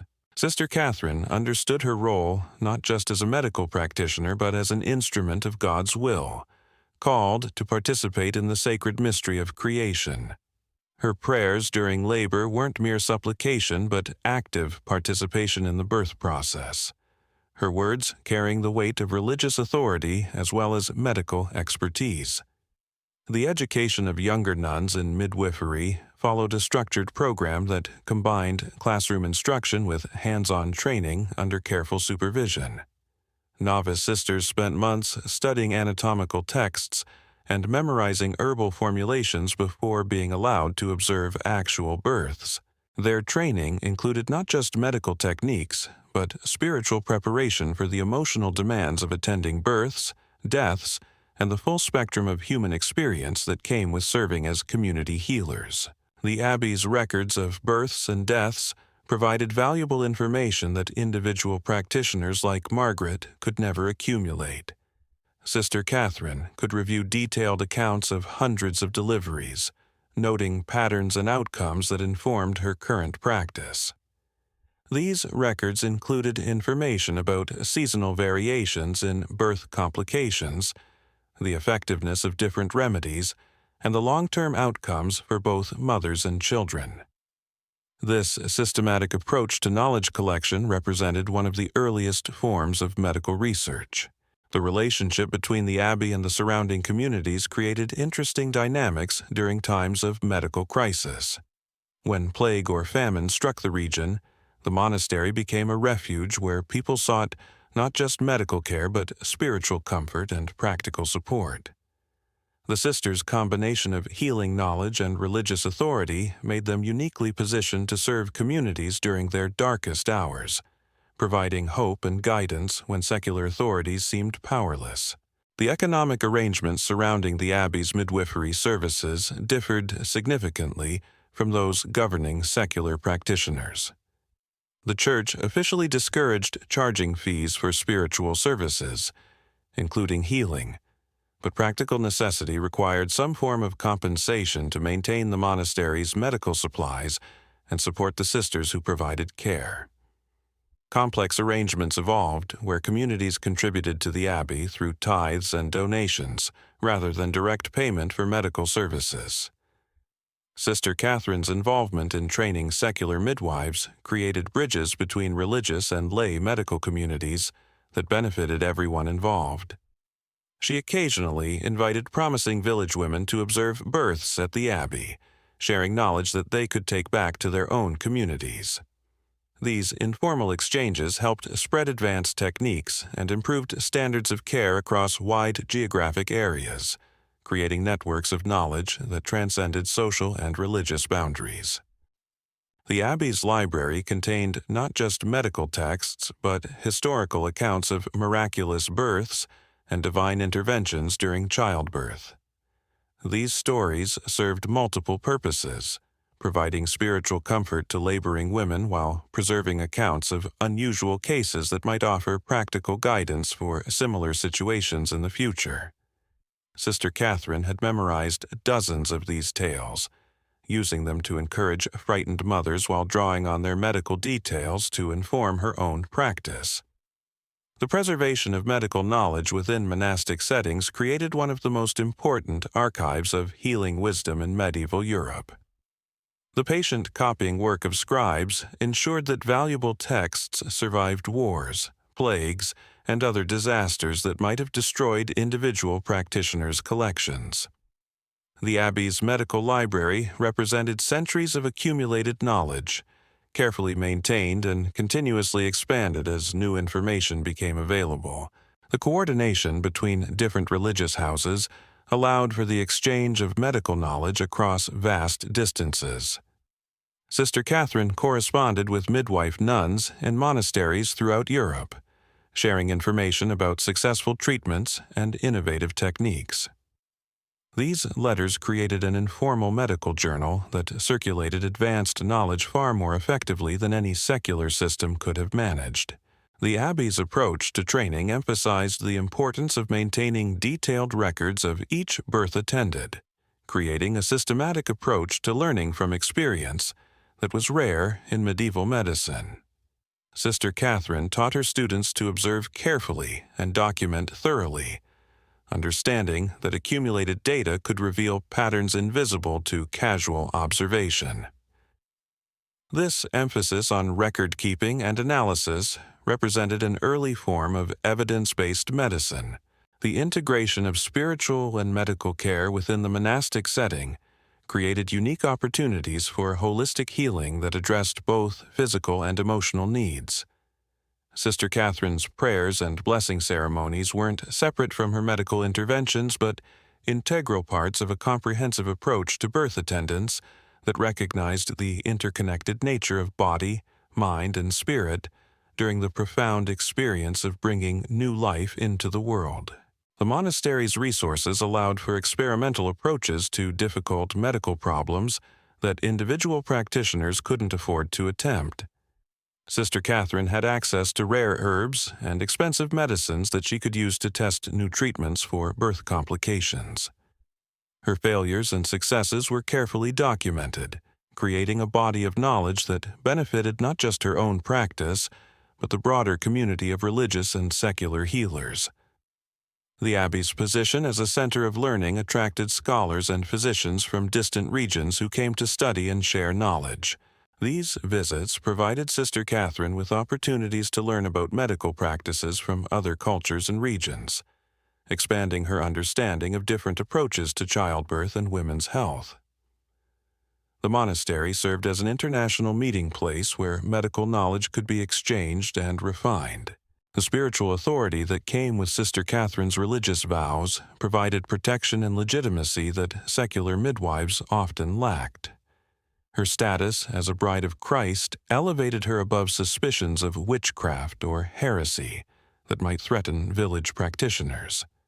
This protection allowed her to experiment with advanced techniques and challenge conventional wisdom without facing the same risks that confronted women like Margaret. The Abbey's commitment to serving the poor created opportunities for Sister Catherine to gain experience with a wide variety of cases and conditions. Unlike practitioners who served primarily wealthy clients, she attended births across the entire social spectrum, learning to adapt her techniques to different circumstances and resource levels. This broad experience made her more effective when dealing with unusual complications or challenging situations. The monastic emphasis on humility and service shaped Sister Catherine's approach to medical practice in ways that enhanced her effectiveness as a healer. Unlike secular practitioners who might be tempted to claim credit for successful outcomes, she maintained that all healing came ultimately from God, working through her hands and knowledge. This perspective helped her maintain emotional equilibrium during difficult cases and preserved her reputation even when outcomes were poor. The preservation of women's medical knowledge within religious institutions created safe spaces where female expertise could be developed and transmitted without the interference or skepticism that often characterized male-dominated medical establishments. The Abbey provided a protected environment where women could study, experiment, and teach without having to justify their authority or defend their competence to male authorities. Sister Catherine's work represented the intersection of two powerful medieval institutions, the Church and the informal network of women's healing knowledge that had existed since ancient times. Her practice combined the best elements of both traditions, drawing on religious authority and scholarly resources while maintaining connection to the practical wisdom that had guided women through childbirth for countless generations. The Abbey's influence extended far beyond the immediate region through the network of daughter houses and affiliated monasteries that looked to it for guidance and support.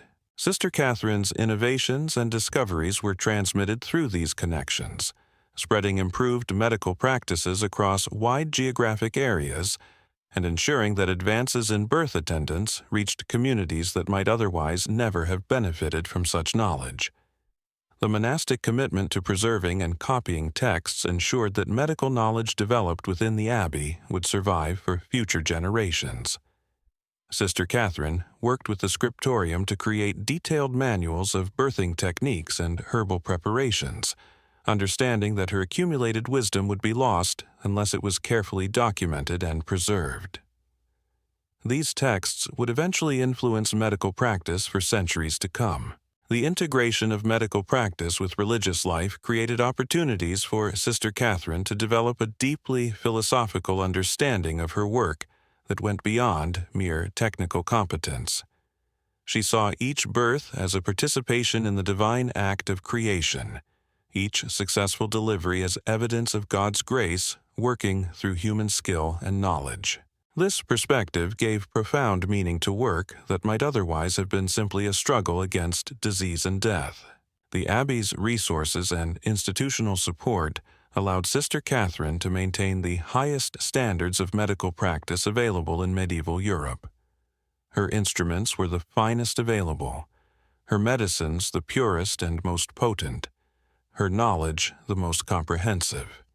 Yet she never forgot that the ultimate success of her work depended not on material advantages, but on the skill of her hands, the wisdom of her experience, and the grace of God working through her efforts to bring new life safely into a dangerous world.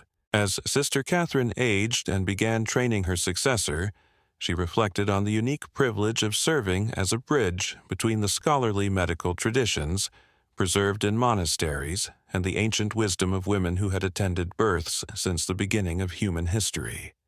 Her life's work had been to honor both traditions while advancing the art and science of midwifery for the benefit of all women who faced the universal challenge of bringing children safely into the world. The knowledge that flowed through medieval Europe's network of religious and secular midwives represented one of humanity's most precious treasures, the accumulated wisdom of countless women who had dedicated their lives to preserving the miracle of birth. From village cottages to monastery infirmaries, these guardians of women's health carried forward traditions that connected them to the very foundations of human civilization, ensuring that each new generation could enter the world with the best care and protection that medieval knowledge and skill could provide. In the quiet hours before dawn, as candles flickered in monastery cells and village hovels alike, women like Sister Catherine and Margaret prepared for another day of standing between life and death, their weathered hands holding the hopes and fears of mothers throughout medieval Europe.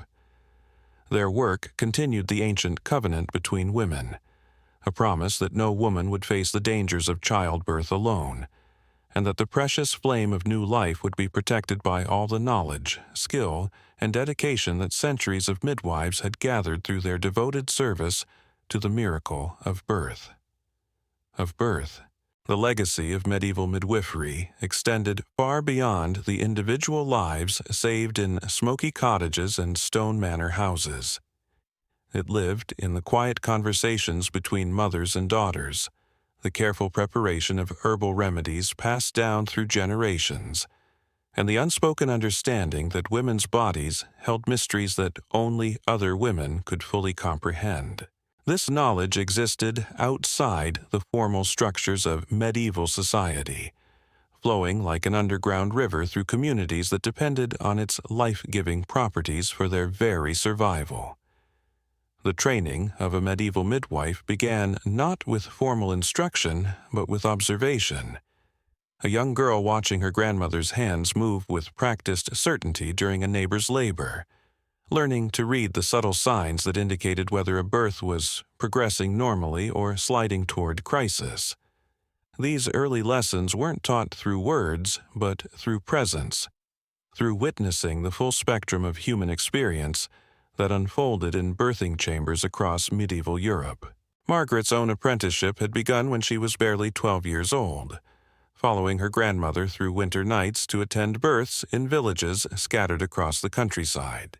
She learned to carry the midwife's bag without asking questions, to keep the fire burning steadily throughout long labors, and to recognize the different qualities of silence that filled a room where life and death hung in delicate balance. The knowledge she absorbed during those formative years went far beyond medical technique to encompass the complex social dynamics that surrounded medieval birth. She learned which families carried hereditary risks for difficult labors, which mothers needed extra emotional support during pregnancy, and how to navigate the delicate relationships between mothers-in-law who had their own strong opinions about proper birthing practices. The seasonal rhythms of medieval life created patterns in birth outcomes that experienced midwives learned to anticipate with remarkable accuracy. Spring births often challenged mothers who had been weakened by winter's harsh conditions, their bodies depleted by months of inadequate nutrition and the constant struggle to stay warm in drafty homes. These women required careful monitoring throughout pregnancy and extra attention to building their strength before labor began. Summer births generally offered the best prospects for both mothers and babies, with abundant food supplies supporting maternal health and warm weather, reducing the risks associated with exposure and inadequate heating. The longer daylight hours also made it easier to provide proper care during lengthy labors, when good lighting could mean the difference between successful intervention and tragic mistakes made in darkness. Fall births carried their own unique challenges as communities prepared for winter's approaching hardships. Mothers giving birth during harvest season often couldn't afford the extended rest periods that promoted proper healing, returning to heavy physical labor too soon after delivery and risking complications that might have been avoided with adequate recovery time. The preservation of birthing knowledge required constant vigilance against the forces that threatened to scatter or destroy the accumulated wisdom of generations. Wars could devastate entire regions, killing experienced midwives and disrupting the networks through which knowledge was shared. Plagues struck down healers alongside their patients, creating gaps in expertise that might take decades to rebuild. The Church's growing influence over medical practice created additional pressures for midwives who had to balance traditional healing methods with religious orthodoxy. Techniques that had proven effective over centuries might suddenly be viewed with suspicion if they resembled practices associated with paganism or witchcraft. Midwives learned to adapt their methods carefully, preserving essential knowledge while clothing it in acceptable religious terminology. The economic realities of medieval life meant that midwifery knowledge was often transmitted within families out of necessity rather than choice. When a community's midwife died or became too old to practice, her skills and responsibilities frequently passed to a daughter or granddaughter who might have preferred a different path, but understood the vital importance of maintaining these essential services. The geographic isolation of many medieval communities created unique challenges for maintaining medical standards and sharing innovations. A midwife practicing in a remote mountain village might develop effective techniques for managing altitude-related birth complications, but this knowledge could remain localized for generations unless traveling practitioners carried it to other regions where it might prove equally valuable. The documentation of midwifery practices was limited by widespread illiteracy and the oral nature of medical education. Most techniques were demonstrated rather than described, passed from teacher to student through hands-on experience that couldn't be captured in written form. This reliance on direct transmission made the knowledge vulnerable to loss, but also ensured that it remained practical and immediately applicable to real-world situations. The relationship between midwives and other healing practitioners evolved throughout the medieval period as the boundaries between different types of medical care shifted and blurred. Herbalists might specialize in plants used for women's health issues, while barber surgeons occasionally became involved in obstetric emergencies that required surgical intervention. These overlapping roles created both opportunities for collaboration and potential conflicts over authority and compensation. The influence of classical medical texts began to penetrate midwifery practice as literacy increased and more manuscripts became available. Works by ancient physicians like Cyrenus of Ephesus provided theoretical frameworks that some practitioners found useful, though the gap between scholarly theory and practical application often remained substantial. Midwives learned to extract useful information from learned treatises while maintaining skepticism about recommendations that contradicted their direct experience. The development of urban centers created new opportunities and challenges for midwifery practice. Cities offered larger populations that could support specialized practitioners, but they also brought increased risks from crowded living conditions, polluted water supplies, and the rapid spread of infectious diseases. Urban midwives had to adapt their techniques to address complications rarely seen in rural practice while maintaining the personal relationships that were essential for effective care. The growth of trade networks brought new medicines and techniques into contact with traditional European practices. Merchants returning from distant lands carried stories of different approaches to childbirth and women's health, some of which proved valuable additions to local knowledge. Spices and exotic herbs became available for those who could afford them, expanding the therapeutic options available to wealthy clients while creating new social distinctions in the quality of medical care.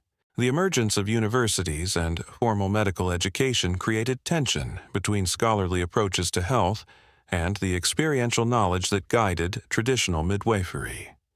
Physicians trained in classical texts sometimes dismissed midwives' methods as ignorant superstition, while practical healers questioned the relevance of theoretical knowledge that seemed disconnected from the realities of caring for real patients with immediate needs.